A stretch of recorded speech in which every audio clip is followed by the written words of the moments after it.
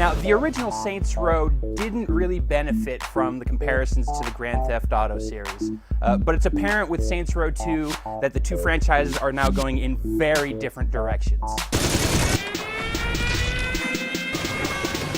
agents of revolution will not be stopped! Saints Row 2 kicks off several years after the end of the original Saints Row, where your character was apparently blown up in this crazy yacht explosion. How's the patient?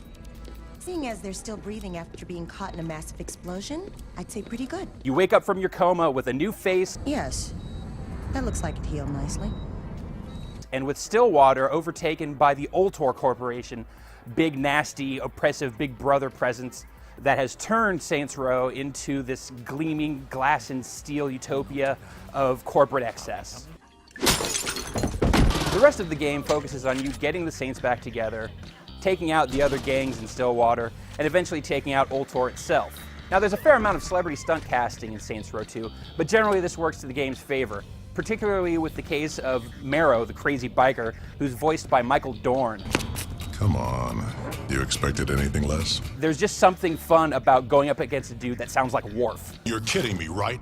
Hey man, be cool. Now, this is really the logical extension of Grand Theft Auto San Andreas, much more so than Grand Theft Auto 4. While that game strove for a certain amount of verisimilitude and dramatic weight, Saints Row 2 just wants to pack in as many crazy activities as possible. You'll be taking out these other gangs, often just going into a building and killing a bunch of dudes, but sometimes you'll actually have to go and blow that building up or at least run a helicopter into it. All right, let's get out of here. You'll occasionally have to take on one of the game's many insane side missions, which can involve skydiving, streaking through the streets naked, taking a dive in front of a car to collect insurance money, and more. Not all of these activities are winners, but there's just enough variety that you never have to grind on something that you don't like. Now, you'll earn a little bit of money from taking on these missions, but if you want to make some real paper, you gotta go invest in real estate. You'll gain control of different neighborhoods as you take out the other gangs, and you can also buy interest in the different stores that are in your turf. Now, you get a dividend on these investments on a daily basis, and this stuff eventually racks up quickly, to the point that money really isn't an issue in Saints Row 2. Now, while you can eventually take over all of Stillwater, Saints Row 2 just isn't that interested in creating a real living, breathing world.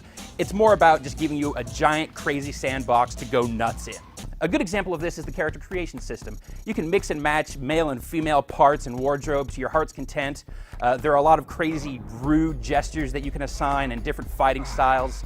And at any point in the game, if you're not happy with the way your guy's looking, you can drop into one of the many plastic surgeons in Stillwater and completely remake your guy from the ground up. You can also customize the look of the Saints with some pretty absurd results, and there's just no denying the charm of seeing a half-naked dude in a safety vest and a mosquito mascot mask rolling around with a gang of ninjas.